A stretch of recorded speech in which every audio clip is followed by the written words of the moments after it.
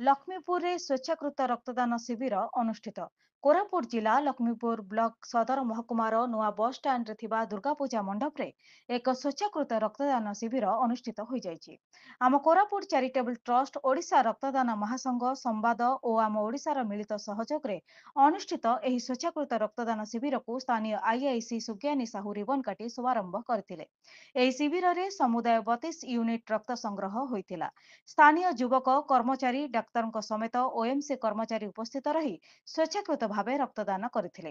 କୋରାପୁଟର block bank ଅଧିକାରୀ ମଧୁସୂଦନ ବଳିଆର ସିଂ ଉପସ୍ଥିତ ରହି ରକ୍ତଦାତାଙ୍କୁ ଉତ୍ସାହିତ କରିଥିଲେ। ପ୍ରତ୍ୟେକ ରକ୍ତଦାତାଙ୍କୁ ଉତ୍ସାହିତ କରିବା ଉଦ୍ଦେଶ୍ୟରେ ରକ୍ତଦାତାମାନଙ୍କୁ ଗୋଟିଏ ଗୋଟିଏ ଗଛ ପ୍ରଦାନ କରାଯାଇଥିଲା। ଆମ କୋରାପୁଟ ଚାରିଟେବଲ ଟ୍ରଷ୍ଟର ସଭାପତି ନରେନ୍ଦ୍ର ଗରଡା, ପରମେଶ୍ୱର ସାହୁ ଉପସ୍ଥିତ ରହି ସମସ୍ତ କାର୍ଯ୍ୟ କରିବା ସହ ଶିବିରକୁ ପରିଚାଳନା କରିଥିଲେ।